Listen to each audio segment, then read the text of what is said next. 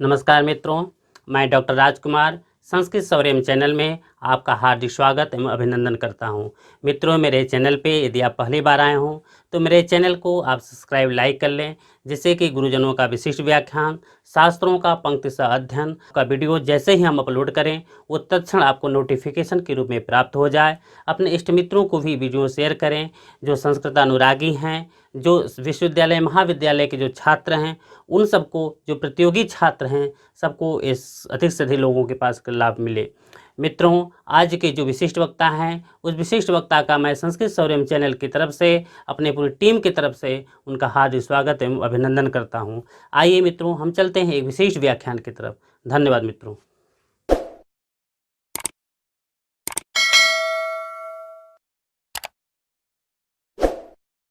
कृष्णाय वासुदेवाय हरिये परमात्मने प्रणतक्लेशनाशाय गोविंदाय नमो नमः। आज संस्कृतम शौर्यम इस फेसबुक के समूह पटल पर उनकी पूरी टीम का आभार व्यक्त करता हूँ। आज मीमांसक मतानुसार धर्म एवं तज्जन्य अपूर्व के विषय में कुछ बतलाने के लिए, कुछ चर्चा करने के लिए अवसर प्राप्त हुआ है। सर्वप्रथम मीमांसा दर्शन क्या है, संक्षेप में कुछ शब्दों में इस विषय में मैं ये बताना चाहूँगा। हमारा धर्मशास्त्र, हमारा मीमांसा शास्त्र चलता है। वेद को अपौरुषेय और नित्य मानते हैं। इस वेद को सर्वोपरि प्रमाण मानने वाला जो दर्शन है वो मीमांसा दर्शन है। वस्तुतः वेद के दो भाग हैं, एक कर्म भाग है और दूसरा ज्ञान भाग है। कर्म भाग की मीमांसा करने वाला अर्थात विचार करने वाला, मीमांसा शब्द का अर्थ है विचार, तो कर्म भाग की मीमांसा करने वाला जो दर्शन है वो मीमांसा दर्शन, और ज्ञान भाग की मीमांसा करने वाला जो दर्शन है उसे वेदांत दर्शन कहते हैं। मीमांसा दर्शन संपूर्ण वेद की मंत्र, ब्राह्मण, आरण्यक और उपनिषद, इन चार भागों में मुख्य रूप से वेद के विभाग किए गए हैं। इन चारों भागों की यज्ञ परक व्याख्या करता है अथवा कर्म परक व्याख्या करता है। मीमांसा दर्शन में धर्म के विषय में अनेक प्रकार से विचार व्यक्त किए गए हैं। केवल मीमांसा दर्शन में ही नहीं, इससे पूर्व भी अनेक दार्शनिकों ने, अनेक विचारकों ने, अनेक विद्वानों ने, स्मृतिकारों ने धर्म के विषय में अपने अपने मतों का अभिव्यंजन किया हुआ है। ध्रिय धारण पोषणयोः, इस धातु से धर्म शब्द की निष्पत्ति होती है। धर्म शब्द का अर्थ है जो धारण करे वह धर्म है। कुछ लोग ऐसा कहते हैं जिसको हम धारण करें वह धर्म, लेकिन यह अर्थ गलत है, क्योंकि हम तो वस्त्र भी धारण करते हैं। इसलिए हम जिसे धारण करते हैं वह धर्म नहीं, बल्कि जो तत्व हम सभी को धारण करता है, इस पूरे संसार का, इस पूरे जगत का जो धारक तत्व है वह धर्म है। जिसके द्वारा यह पृथ्वी टिकी हुई है, वह जो तत्व है वह धर्म है। धारणात् धर्म मित्याहुर धर्मो धारयते प्रजा। धर्म की परिभाषा अलग अलग जगहों पर दी गई। श्रीमद् भागवत में कहा गया, वेद प्रणीतो धर्मः अधर्मस्तद विपर्ययः। कहीं ये लक्षण बताया गया कि यतोभ्युदय निश्रेयस सिद्धि स धर्मः। इसी प्रकार से धर्म के विषय में यह बताया गया कि धर्मो रक्षति रक्षितः। पशु और मनुष्य के बीच का जो विभेदक तत्व है वह भी धर्म को स्वीकार किया गया है। आहार निद्रा भय मैथुनानि समान मेतत् पशुभिर्नराणाम धर्मो हि तेषाम अधिको विशेषो धर्मेण हीनाः पशुभिः समानाः। मनुष्य और पशु में आहार निद्रा आदि सारे कार्य तो समान होते हैं, लेकिन अंतर यही है कि मनुष्य धर्म का आचरण करता है और पशु धर्म का आचरण नहीं करता। इसलिए धर्म क्या है, मीमांसा दर्शन के अनुसार एवं अन्य मीमांसा दर्शन में प्रमाणीभूत जो वेद स्मृति या पुराण आदि हैं उनके अनुसार धर्म का क्या स्वरूप है, इस विषय पर विचार करते हुए सर्वप्रथम धर्म का क्या लक्षण स्वीकार किया गया है मीमांसा दर्शन में, उस पर मैं आता हूँ। मीमांसा दर्शन में जो मीमांसा सूत्र है वहाँ पर यह बताया गया कि 14 लक्षणोर्थो धर्म, ऐसी धर्म की व्याख्या की गई है, धर्म का यह लक्षण किया गया है। इसके पश्चात अर्थ संग्रह और मीमांसा न्याय प्रकाश में वेद प्रतिपाद्य प्रयोजनवत् अर्थो धर्म, इस प्रकार की धर्म के विषय में व्याख्या की गई है अथवा धर्म का लक्षण किया गया है। यह जो धर्म का लक्षण किया गया है वेद प्रतिपाद्य प्रयोजनवत् अर्थो धर्म, इसका सामान्य अर्थ यह है कि जिसका प्रतिपादन वेद के द्वारा किया जाए, वेद के द्वारा जो प्रतिपादित हो और जिस तत्व का, जिस पदार्थ का कोई न कोई प्रयोजन हो, प्रयोजनवत जो पदार्थ है, और साथ ही अर्थ हो, अर्थ अर्थात निश्रेयस का साधन हो, कल्याण का साधन हो, उसे हम धर्म कहते हैं। इस लक्षण में 3 दल हैं, वेद प्रतिपाद्यत्वम, प्रयोजनवत्वम और अर्थत्वम। मीमांसा न्याय प्रकाश के धर्म लक्षण की अभी विवेचना कर रहे हैं। इस लक्षण में यह जो 3 दल हैं, इन तीनों दलों का अपना अपना सार्थक्य है। धर्म के लक्षण में पहला दल दिया गया वेद प्रतिपाद्यत्वम, दूसरा दल है प्रयोजनवत्वम और तीसरा दल है अर्थत्वम, अर्थात जो वेद के द्वारा प्रतिपादित हो, प्रयोजनवत हो यानी जिसका कोई प्रयोजन हो, और जो स्वयं में अर्थ हो यानी कल्याण साधन हो, श्रेयस साधन हो। इसका उदाहरण पहले हम लोग देख करके फिर तीनों दलों की क्या आवश्यकता है, क्या दल पदकृत्य है, इस पर हम लोग विचार करेंगे। धर्म का जो सामान्य उदाहरण है यागादिरेव धर्म, धर्म का क्या स्वरूप है बताया गया, को धर्म, इसका उत्तर दिया गया यागादिरेव धर्म। यागादि धर्म के रूप में, उदाहरण के रूप में प्रस्तुत किए जाते हैं। यागादि में ये धर्म का लक्षण किस प्रकार घटेगा, इसको हम लोग पहले देखते हैं। यागादि वेद प्रतिपाद्य है, अर्थात वेद के द्वारा प्रतिपादित है, क्योंकि यागादि में जो स्वर्गादि फल की साधनता है वह अन्य किसी उपाय से ज्ञात नहीं होती, एकमात्र वेद के द्वारा ही यह ज्ञात होता है कि यागादि में स्वर्गादि फलों की साधनता है।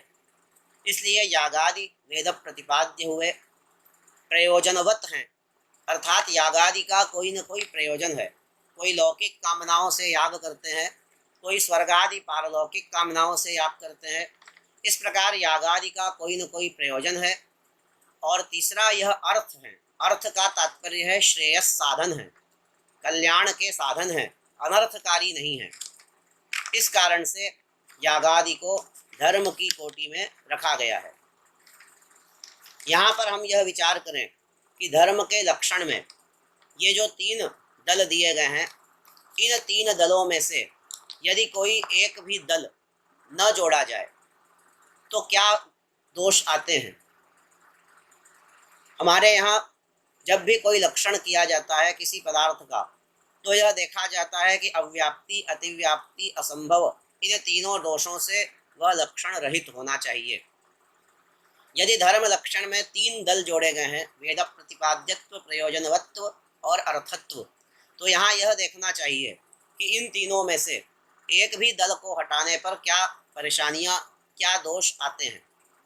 यदि मान लीजिए धर्म लक्षण में से हमने वेद प्रतिपाद्यत्व को हटा दिया, अब धर्म का लक्षण हुआ प्रयोजनवत्वम अर्थत्वम च धर्मत्वम, या प्रयोजनवत्वे सति अर्थत्वम धर्मत्वम। यहाँ यह देखना होगा कि हम लोग जो भोजन करते हैं, इस भोजन में भी यह लक्षण चला जाएगा, क्योंकि भोजन वेद के द्वारा प्रतिपादित नहीं है, हमने वेद प्रतिपाद्यत्व लक्षण से हटा दिया है। धर्म के लक्षण से वेद प्रतिपाद्यत्व हटाने के बाद केवल इतना ही लक्षण बचा, प्रयोजनवत्वे सति अर्थत्वम। यह लक्षण भोजन में चला जाता है, क्योंकि भोजन का प्रयोजन है। भोजन करने से हमारे पेट की जो भूख है वो मिटती है, हमें संतुष्टि प्राप्त होती है, तृप्ति प्राप्त होती है। इसलिए भोजन प्रयोजनवत भी है और अर्थ भी है, कल्याणकारक भी है। धर्म लक्षण जो हम बना रहे हैं वह भोजन में चला गया, उसको रोकने के लिए, क्योंकि लक्ष्य से बाहर लक्षण को नहीं जाना चाहिए। लक्ष्येतर में यदि लक्षण चला जाए तो अतिव्याप्ति दोष आता है। उस दोष को दूर करने के लिए वेद प्रतिपाद्यत्व यह लक्षण में जोड़ा गया। वेद प्रतिपाद्यत्वे सति प्रयोजनवत्वे सति अर्थत्वम धर्मस्य लक्षणम। इसके बाद दूसरे पद पर विचार करें, प्रयोजनवत्वे सति। प्रयोजनवत्व, इसको यदि हम हटा देते हैं धर्म लक्षण से, केवल इतना ही रखें, वेद प्रतिपाद्यत्वे सति अर्थत्वम धर्मत्वम। यह लक्षण करने पर यह लक्षण स्वर्गादि जो फल हैं, जो प्रयोजन हैं, उनमें लक्षण चला जाता है, क्योंकि स्वर्गादि भी वेद के द्वारा ही प्रतिपादित हैं और अर्थ भी हैं, कल्याण साधन भी हैं, किंतु स्वर्गादि प्रयोजनवत नहीं है। प्रयोजनवत का अर्थ होता है जिसका कोई प्रयोजन हो। स्वर्गादि का कोई प्रयोजन नहीं है, स्वर्गादि स्वयं प्रयोजन है। स्वर्गादि अपने आप में प्रयोजन है, वह प्रयोजन रूप हैं, प्रयोजनवत नहीं है, प्रयोजन वाले नहीं है। इसलिए प्रयोजनवत यह धर्म लक्षण में जब हम पद देते हैं, यह दल जब देते हैं, तो स्वर्गादि में लक्षण नहीं जाता, स्वर्गादि का वारण हो जाता है। इसलिए वेद प्रतिपाद्यत्वे सति प्रयोजनवत्वम तत्वे सति अर्थत्वम, यह धर्म का लक्षण देना चाहिए। तीसरा जो दल है उस पर भी विचार कर लें, अर्थत्वम। केवल इतना ही लक्षण हो, वेद प्रतिपाद्यत्वे सति प्रयोजनवत्वम धर्मत्वम। इतना लक्षण करने पर शेन आदि यागों में अतिव्याप्ति हो जाती है। शेन एक प्रकार का याग है। वह याग शत्रुनाश के लिए किया जाने वाला अभिचार प्रयोग है। उस याग को करने से वेद के द्वारा ही बतलाया गया है, लेकिन उस याग को करने से शत्रु का नाश होता है, और शत्रु का नाश होने पर याग करने वाला जो करता है उसे भी नरक आदि की प्राप्ति होती है, क्योंकि उसके द्वारा शत्रु का वध हो रहा है। इसलिए यह जो शेनादि याग है, इसे हम अर्थ की कोटि में नहीं रखते। यह श्रेयस साधन नहीं है, यह कल्याण का साधन नहीं है, यह अनर्थ देने वाला है, अर्थात नरक देने वाला है। इसलिए इसे श्रेयस साधन की अर्थात अर्थ की कोटि में नहीं रखा जाता। इस कारण से यदि धर्म लक्षण केवल इतना ही हो, वेद प्रतिपाद्यत्वे सति प्रयोजनवत्वम, तो यह लक्षण शेनादि याग में भी चला जाता है।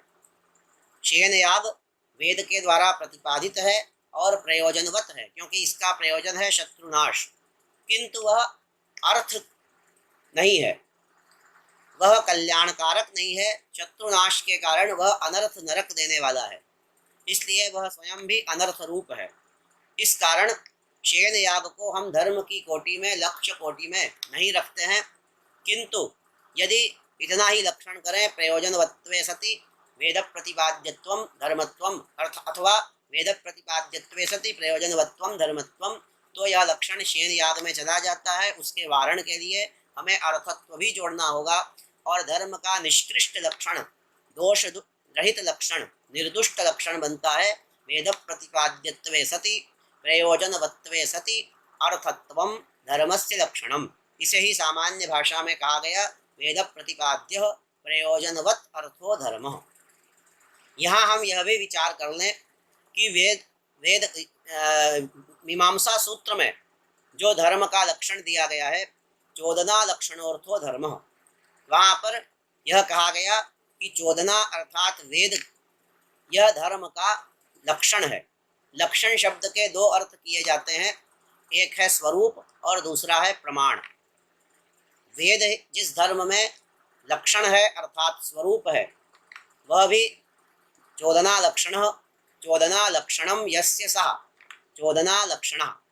चोदना है लक्षण अर्थात स्वरूप जिसमें, वह हुआ चोदना लक्षण, और चोदना है अर्थात वेद है प्रमाण जिसमें, वह भी हुआ चोदना लक्षण धर्म। इस प्रकार वेद को हम धर्म में प्रमाण भी मानते हैं और वेद को धर्म का स्वरूप भी मानते हैं। इस प्रकार वेद प्रतिपाद्य अर्थात वेद के द्वारा प्रतिपादित होने वाला एवं वेद के द्वारा प्रमाणित होने वाला जो अर्थ है वह धर्म है, यह मीमांसा सूत्र कहता है। वेद का जो तात्पर्य है वह धर्म में है, इसीलिए वेदार्थ को धर्म माना गया है, या ये कहें धर्म जो है वह वेदार्थ ही धर्म है। वेद का जो अर्थ अर्थात तात्पर्य है, जो प्रयोजन है, वह धर्म है। यहाँ पर यह बतलाना आवश्यक होगा कि इस धर्म को कुमारिल और प्रभाकर इन दोनों के मतों में दो प्रकार से स्वीकार किया गया है। कुमारिल भट्ट के अनुसार सिद्ध और कार्य रूप दोनों तरह के जो पदार्थ हैं वह वेदार्थ हैं अर्थात धर्म हैं, लेकिन प्रभाकर मिश्र के मतानुसार केवल सिद्ध पदार्थ ही धर्म है, केवल कार्य पदार्थ ही धर्म है, सिद्ध पदार्थ धर्म नहीं है, ऐसा प्रभाकर मिश्र मानते हैं। और कुमारिल भट्ट के मतानुसार सिद्ध और कार्य दोनों धर्म हैं। प्रभाकर मिश्र केवल कार्य रूप को ही धर्म मानते हैं। ऐसी परिस्थिति में हमें चोदना लक्षणोर्थो धर्म और वेद प्रतिपाद्य प्रयोजनवत् अर्थो धर्म, ये दोनों ही लक्षण हमारे लिए स्वीकार्य हैं, क्योंकि चोदना शब्द का अर्थ केवल विधि नहीं है। यद्यपि चोदना का अर्थ केवल विधि ही होता है, लेकिन यहाँ पर लक्षणावृत्ति के द्वारा चोदना शब्द का अर्थ केवल विधि न करके संपूर्ण वेद किया गया है। इसलिए जो वेद प्रतिपाद्य जो तत्व है वह धर्म है, ऐसा लक्षण सिद्ध होता है। भाट्ट तंत्र रहस्य में भी धर्म और अधर्म का लक्षण बताया गया है कि वेद बोधित श्रेयस साधनता तत्वम धर्मत्वम और तद बोधित अनिष्ट साधनता तत्वम अधर्मत्वम। अब आगे हमें यह विचार करना है कि यह जो धर्म है जिसकी हम इतनी उद्घोषणा कर रहे हैं, इस धर्म में प्रमाण क्या है। धर्म में प्रमाण स्मृतियों में बताए गए हैं और मीमांसक भी उसको स्वीकार करते हैं कि श्रुति स्मृति ही सदाचार स्वस्य च प्रियमात्मनः सम्यक संकल्पजः कामो धर्म मूलमिदं स्मृतम। यह याज्ञवल्क्य स्मृति का वचन है। मनुस्मृति में भी कहा गया वेदोखिलो धर्म मूलम स्मृतिशीले च तद्विदाम आचारश्चैव साधूनाम आत्मनस्तुष्टिरेव च। आगे भी बताया गया वेद स्मृति सदाचार स्वस्य च प्रियमात्मनः एतत् चतुर्विधं प्राहु साक्षात् धर्मस्य लक्षणम। इस प्रकार हम यह देखते हैं कि धर्म में केवल वेद ही प्रमाण नहीं है। आजकल एक भ्रांति अपने समाज में फैली हुई है कि जो वेद में बताया गया है केवल वही धर्म है, और जो चीज़ वेद में नहीं बताई गई उसको मानने के लिए सामान्य जनता तैयार नहीं होती है। वो कहती है हम केवल वेद को मानते हैं, वेद से अतिरिक्त पुराण स्मृति आदि को हम नहीं मानते। लेकिन यह कहना सर्वथा अनुचित है और सर्वथा अयोग्य है, क्योंकि यद्यपि वेद को हम अपौरुषेय मानते हैं, वेद को नित्य मानते हैं, ईश्वर की रचना भी वेद नहीं, वेद का केवल आविर्भाव होता है और ईश्वर के समान ही वेद भी नित्य है, अपौरुषेय है। किंतु जिन पदार्थों का वर्णन वेद में संक्षेप के रूप में किया गया है अथवा अव्यक्त रूप में किया गया है अथवा नहीं किया गया है, उन पदार्थों का विशद रूप से वर्णन पुराणों स्मृतियों आदि ग्रंथों में किया गया है। इसीलिए कहा गया है इतिहास पुराणाभ्याम वेदम समुपबृंहयेत। जिन लोगों को वेद का जो रहस्य है वो समझ में नहीं आता है, वेद की बातों को समझने में जो असमर्थ हैं, उन्हीं के लिए स्मृतियों की रचना की गई और पुराणों की रचना की गई। पुराण और स्मृति ग्रंथ ये पौरुषेय हैं अर्थात पुरुष द्वारा रचित हैं, किंतु वे भी वेदानुसारी हैं, वेद के अनुकूल हैं, वेदानुसार चलते हैं, इसलिए उन्हें भी धर्म में प्रमाण माना गया है। इसीलिए यह कहा गया स्मृतियों में कि श्रुति जिस प्रकार धर्म में प्रमाण है उसी प्रकार स्मृति भी प्रमाण है, और स्मृति का दायरा बहुत बड़ा है। व्याकरण आदि जितने शास्त्र हैं, जितने भी पुराण हैं, ये सब स्मृति कोटि में आ जाते हैं, ये सब स्मृतियां हैं।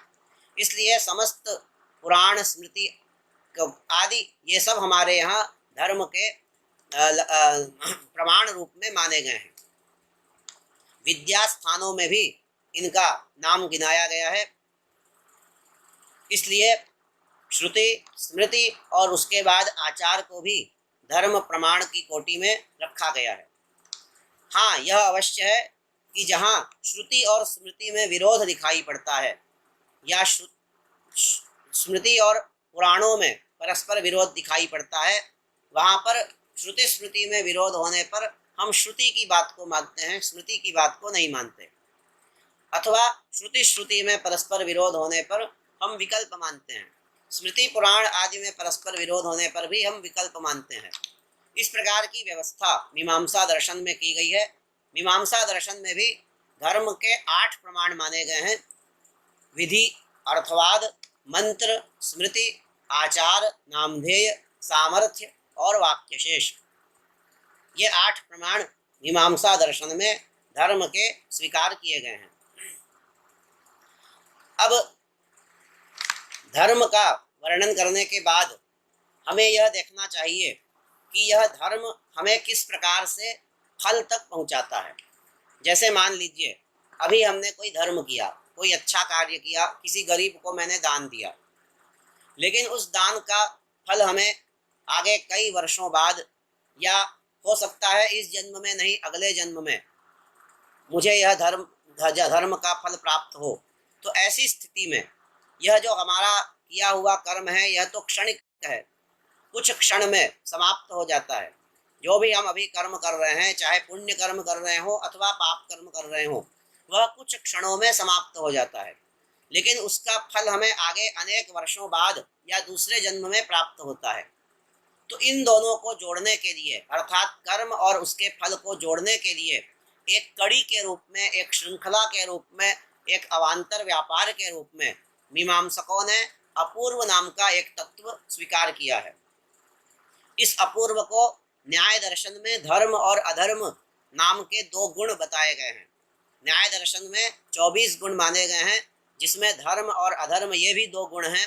और वहाँ यह कहा गया है कि विहित कर्म से उत्पन्न जो गुण है वो धर्म है, और जो शास्त्र के द्वारा अविहित जो कर्म है अथवा निषिद्ध कर्म है उनसे उत्पन्न जो गुण है वो अधर्म है। लेकिन मीमांसा दर्शन में धर्म और अधर्म को गुण कोटि में नहीं रखा गया है। धर्म और अधर्म से उत्पन्न होने वाला एक अपूर्व नाम का तत्व है जो कि शक्ति रूप है, और उस अपूर्व नाम की जो शक्ति है वह शक्ति हमें धर्म और अधर्म के फल तक पहुंचाती है। इसे ही हम मीमांसक अवान्तर व्यापार कहते हैं। धर्म एवं फल अथवा अधर्म एवं उस अधर्म का फल, इन दोनों के बीच का जो गैप है या जो अंतर है उसको भरने वाला जो तत्व है वह अवान्तर व्यापार कहलाता है। उसे ही अपूर्व अथवा अदृष्ट की संज्ञा दी गई है। यह जो अपूर्व अथवा अदृष्ट अथवा अवान्तर व्यापार है, इसका ज्ञान किस प्रकार से होता है, तो ये बताया गया कि अर्थापत्ति नाम का एक प्रमाण है। उस प्रमाण से इस अपूर्व का हमें ज्ञान होता है, अपूर्व का बोध होता है। अन्यथानुपत्यायत उपपादक कल्पनम तदर्थापत्तिरित्येवं लक्षणम भाष्य भाषितम, ऐसा अर्थापत्ति प्रमाण का लक्षण है। थोड़े में अर्थापत्ति प्रमाण को बता करके तब उस अर्थापत्ति प्रमाण से अपूर्व का ज्ञान किस तरह से होता है ये मैं बताना चाहूँगा। जैसे कोई देवदत्त नाम का व्यक्ति दिन में कभी भोजन करते हुए दिखाई नहीं दिया, किसी ने ये नहीं देखा कि वो कभी भोजन करता हो, फिर भी वो बहुत हृष्ट पुष्ट है, बहुत तगड़ा मोटा है, तो लोग यह अनुमान लगाते हैं कि यह रात्रि में अवश्य भोजन करता होगा। यह जो अनुमान लगाते हैं जिसे मीमांसक लोग अर्थापत्ति की कोटि में ले जाते हैं। न्याय दर्शन के अनुसार तो यह अनुमान की कोटि में जाता है, लेकिन मीमांसक के अनुसार तीनों देवदत्तो दिवा न भूंगते, अर्थात देवदत्त पीन होकर के भी, मोटा होकर के भी रात्रि दिन में भोजन नहीं करता।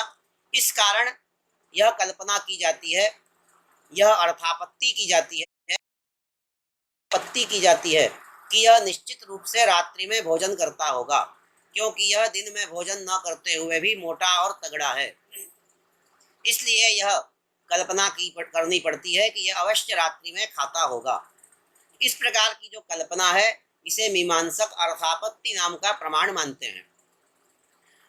इसी कल्पना के माध्यम से मीमांसकों ने अपूर्व की भी सिद्धि की है, इसीलिए इसका नाम अपूर्व ऐसा पड़ा है। अपूर्व इस नामकरण के पीछे भी यही कारण है कि प्रमाण पंचका ज्ञानात् अपूर्वम षष्ठ गोचरः तस्मात् अनवर्थ नामैतन न वस्तुत्वेन गम्यते। कुमारिल भट्ट ने जो 6 प्रमाण माने हैं, शब्द, प्रत्यक्ष, अनुमान, उपमान, शब्द, अभाव और अर्थापत्ति, इनमें अभाव तक जो 5 प्रमाण हैं, उन प्रमाणों से जिसका ज्ञान नहीं होता, केवल षष्ठ जो प्रमाण है अर्थापत्ति, उसके द्वारा जिसका ज्ञान होता है, इसलिए इसे अपूर्व कहा गया। यानी पूर्व के 5 प्रमाणों से ज्ञात न होने के कारण केवल षष्ठ अर्थापत्ति प्रमाण से ही जो ज्ञात होता है वह अपूर्व नाम का तत्व है। प्रत्यक्ष न दिखाई देने के कारण इसे ही अदृष्ट भी कहा जाता है। यह जो अपूर्व है इसके विषय में आगे बताया गया कि श्रुतार्थापत्ति रेवैका प्रमाणम तस्य वेश्यते शब्दैक देश भावाच्च स्वार्थेष्वागम एव सः। अर्थात श्रुतार्थापत्ति नाम की जो अर्थापत्ति है 2 प्रकार की होती है, अर्थापत्ति, दृष्टार्थापत्ति और श्रुतार्थापत्ति। उसमें श्रुतार्थापत्ति नाम का जो अर्थापत्ति प्रमाण है उससे हम अपूर्व की सिद्धि करते हैं। अपूर्व की सिद्धि किस प्रकार से की जाती है उसके विषय में आगे यह बताया गया कि यागादि जो कर्म है वो यागादि कर्म करने के बाद हमें स्वर्गादि फल प्राप्त होता है, किंतु याग क्षणिक है। वह क्षणिक याग अर्थात क्षण भर में समाप्त हो जाता है, अर्थात अथवा कुछ क्षणों में समाप्त होता है, किंतु यही यागादि पूर्ण हो गया, जो भी धर्म या अधर्म हम करते हैं वो यही पूर्ण हो गया, ऐसा हम देखते हैं, उसकी पूर्णता समाप्ति हो गई, फिर भी वह हमें फल प्रदान करता है। तो इस कारण से हमें अपूर्व की कल्पना करनी पड़ती है। क्षणिक याग स्वर्ग साधनम, इस उपाद्य ज्ञान से अपूर्व द्वारा यागादि ही स्वर्ग साधनम, ऐसे उत्पादक ज्ञान की कल्पना की जाती है। इसलिए यह अपूर्व अर्थापत्ति प्रमाण से गम्य होता है।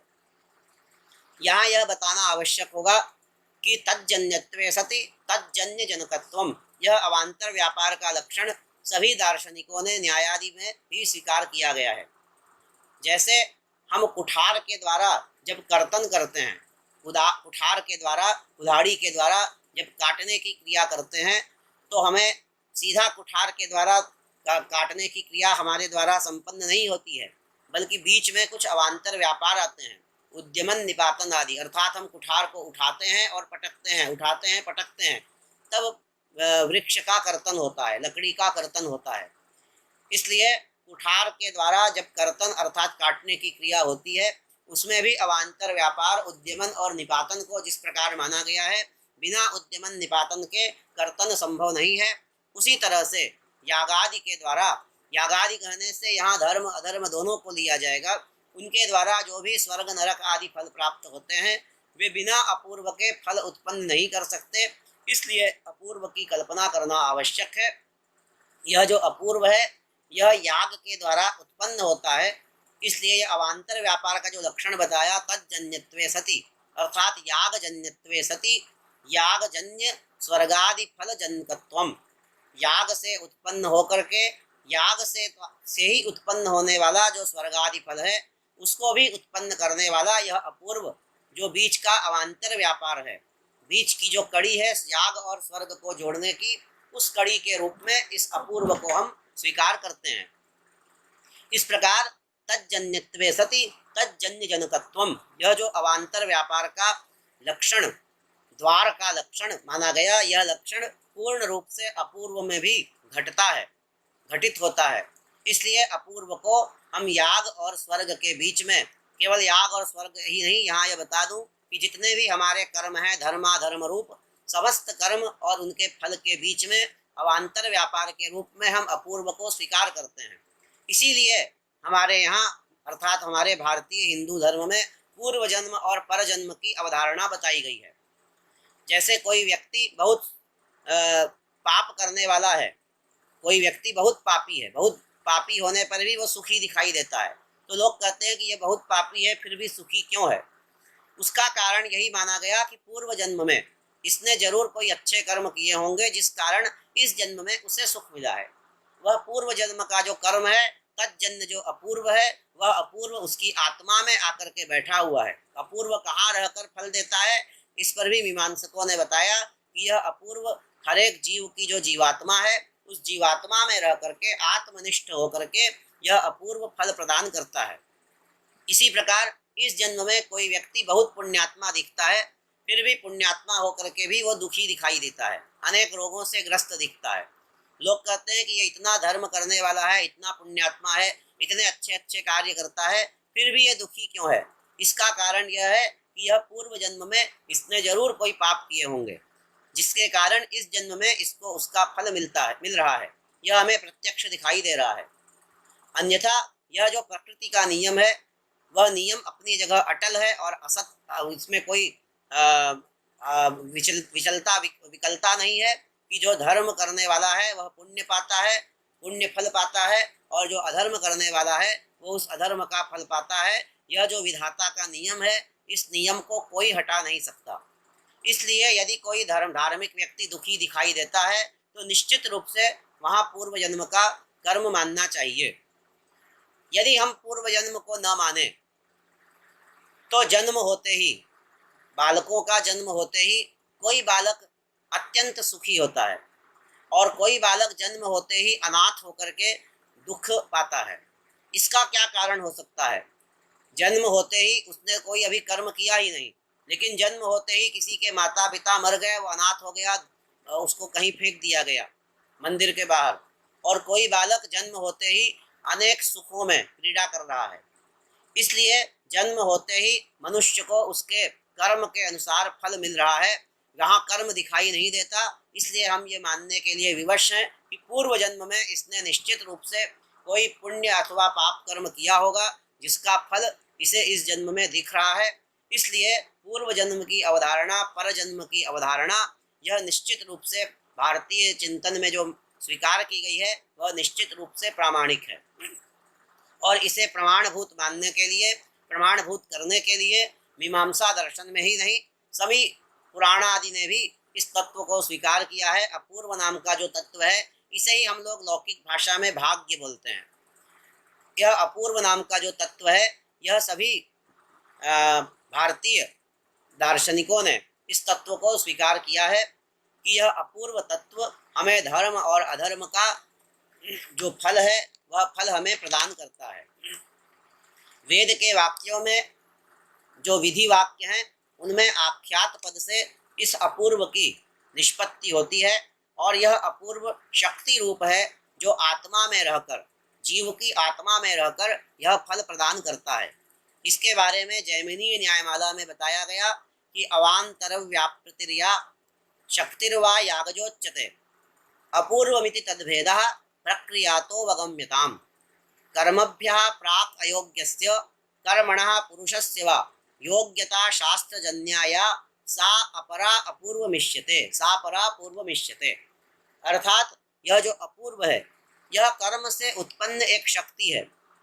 यह शक्ति हमारी आत्मा में रहती है, अथवा इसे एक प्रकार की योग्यता भी मान सकते हैं।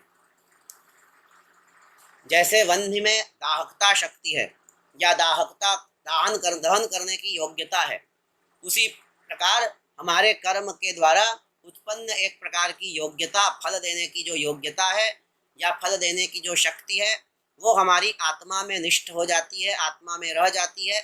और वही अपूर्व नाम की शक्ति, अपूर्व नाम का जो तत्व है, जिसे कहीं कहीं धर्म और अधर्म की भी संज्ञा जैसे न्याय दर्शन में दी गई, वैसे मीमांसा दर्शन में भी कहीं कहीं अपूर्व को धर्म और अधर्म शब्द से भी संबोधित किया गया है। वह जो अपूर्व तत्व है, वो हमें आगे सुख और दुख रूपी जो फल हैं, वे वह फल प्रदान करता है।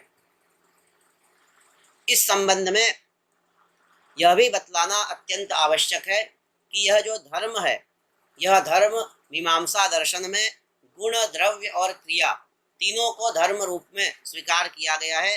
गुण द्रव्य क्रियादीनाम धर्मत्वम साधयिष्यते, ऐसा वचन है कि गुण, द्रव्य और क्रिया तीनों धर्म है।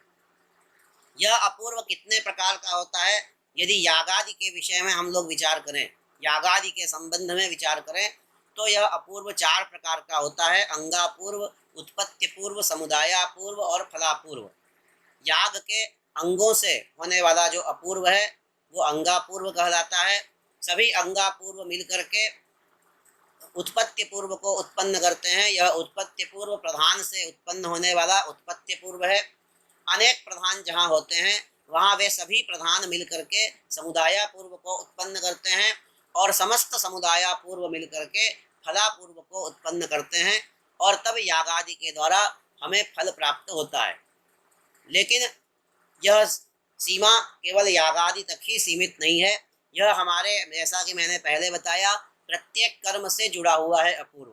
हम जो भी अच्छा कर्म, पुण्य कर्म करते हैं अथवा पाप कर्म करते हैं, उन सारे कर्मों से यह अपूर्व उत्पन्न होता है जो आत्मनिष्ठ है, आत्मा में रहता है। कर्म तो नष्ट हो जाता है, क्षणिक है, लेकिन उससे उत्पन्न जो शक्ति, अपूर्व रूपा शक्ति है, वो उस जीव की आत्मा में रहकर आगे उसे फल प्रदान करती है। इसीलिए कहा जाता है मनुष्य जब इस लोक से परलोक में जाता है तो केवल उसके पीछे धर्म चलता है, धर्म और अधर्म भी चलता है। धर्म और अधर्म जो किया हुआ है वह धर्म और अधर्म उस जीव के पीछे पीछे चलता है। अर्थात उस धर्म और अधर्म से उत्पन्न जो अपूर्व नाम की शक्ति है, अपूर्व को भी मैंने अभी बताया कहीं कहीं धर्माधर्म शब्द से संबोधित किया जाता है, वह शक्ति उसके साथ साथ चलती है और वही शक्ति उसे आगे परलोक में या उसे अन्य जन्म में उसे अपने कर्म के अनुसार फल प्रदान करती है। ये हमारे भारतीय सिद्धांत में निश्चित रूप से स्वीकार किया गया है और इसमें किसी प्रकार का कोई भी दोष नहीं है। अंत में एक बात और बता दूं जो मीमांसा दर्शन के ग्रंथों में भी सबसे अंत में बताई गई बात है। मीमांसा न्याय प्रकाश और अर्थ संग्रह में यह बताया गया कि ये जो भी कर्म हम करते हैं, यह कर्म यदि हम काम्य भावना से, अर्थात यदि कामना की इच्छा से करते हैं, काम्य कर्म की कोटि में यदि ये कर्म हम लाते हैं, तब इस कर्म का फल हमें प्राप्त होता है। किंतु यदि यह कर्म हम परमात्मा में समर्पण कर देते हैं, अर्थात कर्मजन्य जो अपूर्व है, वह अपूर्व हम अपनी आत्मा में निष्ठ न करके उसे यदि परमात्मा में निष्ठ कर दें, परमात्मा में उसे समर्पित कर दें, तो निश्चित रूप से वह कर्म हमें फल के बंधन से मुक्त कर देता है।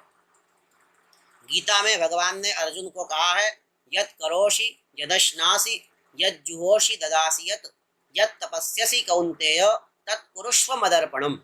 अर्थात हे अर्जुन, तुम जो भी कार्य करते हो, भोजन करते हो, जल ग्रहण करते हो, तपस्या करते हो, जो भी कार्य करते हो, वह सारा कर्म तुम मुझ में समर्पित कर दो। जो भी होम हवन दान जो भी कर्म करते हो, सब यदि मुझ में समर्पित कर दोगे तो तुम उस कर्म के फल बंधन से मुक्त हो जाओगे। इसी बात को मीमांसक भी स्वीकार करते हैं और पुराणों में भी, गीता आदि में भी इस तत्व को स्वीकार किया गया है कि हम जो भी कर्म करते हैं वह यदि कामना से करते हैं, अर्थात उस कर्म जन्य अपूर्व को हम अपनी आत्मा में यदि निष्ठ करते हैं, तो वह हमें अपनी कामना अनुसार फल प्रदान करता है। लेकिन यदि उसी कर्म को हम परमात्मा में समर्पण करते हैं, अर्थात उस कर्म से उत्पन्न जो अपूर्व नाम का तत्व है, वह तत्व यदि परमात्मा में अर्पण कर देते हैं, परमात्मनिष्ठ यदि वह अपूर्व हो जाता है, तो वह अपूर्व हमें उस कर्म का फल प्रदान नहीं करता, वह हमें कर्म फल के बंधन से मुक्त कर देता है। वह जो कर्म है वह निष्काम कोटि में चला जाता है। इसका प्रमाण श्रीमद् भागवत में पंचम स्कंध के 7वें अध्याय में 6ठे दंडक के रूप में दिया गया है, जहाँ यह बताया गया कि भरत नाम के जो आज राजा थे, उन्होंने जो भी कर्म किए वो सारे कर्म परमात्मा में समर्पण कर दिए। कर्म ही नहीं, उस कर्म से उत्पन्न जो अपूर्व था वो भी उन्होंने परमात्मा में समर्पण कर दिया, परमात्मनिष्ठ कर दिया, जिसके कारण वो कर्म के बंधन से मुक्त हुए। संप्रचरत्सु नाना यागेषु विचरितांग क्रियेष्वपूर्वं यत्तत् क्रियाफलं धर्माख्यं परे ब्रह्मणि यज्ञ पुरुषे सर्वदेवता लिंगानां मंत्राणाम अर्थ नियामकतया साक्षात् कर्तरि परदेवतायां भगवती वासुदेव एव भावयमानः। वासुदेव एव भावयमानः, यह महत्व का शब्द है कि भगवान वासुदेव में समर्पण करते हुए आत्म नैपुण्य मृदित कषायः हविष्वध्वर्युभिर्गृह्यमाणेषु स यजमानो यज्ञभाजो देवांस्तान् पुरुषावयवेष्वभ्यध्यायत। इस प्रकार हम जो भी कर्म करते हैं गीतोक्त माध्यम से, यदि वह कर्म और तज्जन्य अपूर्व परमात्मा में समर्पण कर दें, जो कि मीमांसा दर्शन के न्याय प्रकाश आदि ग्रंथों के अंत में भी बताया गया, तो वही कर्म हमें निश्रेयस भी प्रदान करता है, अर्थात मोक्ष भी प्रदान करता है। वह हमें फल के बंधन में नहीं लाता। यहाँ पर यह देखना चाहिए कि हम जो कर्म करते हैं उस कर्म में हम आसक्ति का त्याग कर दें, और आसक्ति का त्याग करके उस कर्म को परमात्मा में समर्पण कर दें। लेकिन वह कर्म शास्त्र विहित होना चाहिए। इसका मतलब ये नहीं कि शास्त्र के द्वारा जो अविहित कर्म हैं उन कर्मों को हम करें और उसे परमात्मा में समर्पण कर दें, ये भाव कदापि नहीं है। जो शास्त्र विहित कर्म है, शास्त्र के द्वारा बतलाए हुए जो कर्म हैं, उन कर्मों को करके और उनका समर्पण यदि परमात्मा में कर देते हैं तो हम कर्म बंधन से मुक्त होते हैं। अपूर्व को यदि परमात्मनिष्ठ कर दें तो हम उस कर्म के बंधन से मुक्त होते हैं। यही संपूर्ण गीता और भागवत का सार है, जो कि हमें निष्काम कर्म की ओर ले जाता है, और यही निष्काम कर्म आगे चल करके भक्ति रूप में परिणत होता है। क्योंकि मीमांसा दर्शन यह भी एक प्रकार की सीढ़ी है, एक सोपान है। इसके बाद मीमांसा दर्शन के बाद हमें अद्वैत वेदांत, और अद्वैत वेदांत के भी बाद हमें भक्ति मार्ग, यह हमारा सर्वोपरि मार्ग है। भक्ति मार्ग यह सर्वोच्च मार्ग है। उस मार्ग तक जाने का ये जो क्रम है, ये जो सोपान है, ये जो सीढ़ियां हैं, यह कर्म मार्ग है। इस कर्म मार्ग से होते हुए हमारा जो जीवन का अंतिम लक्ष्य है वो भक्ति मार्ग ही है। वहाँ तक पहुँचाने के लिए यह कर्म मार्ग भी बताना आवश्यक है। उसके बाद ही भक्ति मार्ग में प्रवेश सुगमता से हो सकता है। इसलिए मीमांसा दर्शन के अनुसार धर्म का क्या स्वरूप है और तज्जन्य अपूर्व अर्थात धर्माधर्म जन्य जो अपूर्व है वह किस प्रकार से हमें फल प्रदान करता है, इस विषय में जो शास्त्र सम्मत सिद्धांत है उसको बताने का प्रयास किया गया है। यदि इसमें कहीं कोई त्रुटि रह गई हो, कोई शास्त्र सम्मत बात व्यक्त करने में कोई हानि हो गई हो, तो कृपया मुझे आप लोग अवश्य सूचित करेंगे, जिससे कि मैं आगे अपने दोषों को दूर करके और सम्यक रूप से विषय का प्रतिपादन कर सकूंगा। इस फेसबुक के समूह पटल पर डॉक्टर राजकुमार एवं उनके सहयोगियों के द्वारा जो अवसर प्रदान किया गया संस्कृत शौर्यम फेसबुक ग्रुप के माध्यम से, उन सभी का मैं हृदय से धन्यवाद देता हूँ। इस कोरोना संकट के काल में यह जो प्रयास है ये अत्यंत स्तुत्य है, और हम लोग भी अपना कर्म करते हुए, अपने कर्तव्य को पूर्ण रूप से निर्वाह करते हुए, प्रशासन के द्वारा जो दिशा निर्देश दिए जा रहे हैं उन दिशा निर्देशों का पूर्ण रूप से पालन करते हुए इस महामारी से निश्चित रूप से मुक्त होंगे, ऐसी मैं शुभकामना करता हूँ। यह जो महामारी आई है यह भी निश्चित रूप से, जैसा अभी मैंने कर्म सिद्धांत बताया, वो निश्चित रूप से कहीं न कहीं हमारे कर्म के कारण ही उत्पन्न हुई है। चाहे वो हमारा इस जन्म का कर्म हो अथवा पूर्व जन्म का कर्म हो, किंतु प्रारब्ध को जानना अत्यंत कठिन है। कठिन क्या, असंभव है। कोई भी व्यक्ति अपने या दूसरे के प्रारब्ध को नहीं समझ सकता, नहीं जान सकता है। इसलिए यह जो महामारी है यह निश्चित रूप से हम सभी के प्रारब्ध के कारण हमें प्राप्त हुई है, किंतु अपने अच्छे कर्म से, अपने सत्कर्मों से हम इस महामारी से निश्चित रूप से दूर होंगे। अपने प्रयासों से सरकार द्वारा जारी किए गए जो निर्देश हैं उन निर्देशों का पालन करते हुए और अपने सत्कर्म का आचरण करते हुए हम निश्चित रूप से इस महामारी से दूर हों, ऐसी सभी के प्रति शुभकामना करते हुए अपनी वाणी को यहीं विराम देता हूँ। सर्वे भवन्तु सुखिनः, सर्वे सन्तु निरामयाः, सर्वे भद्राणि पश्यन्तु, मा कश्चित् दुःखभाग् भवेत्। धन्यवादाः।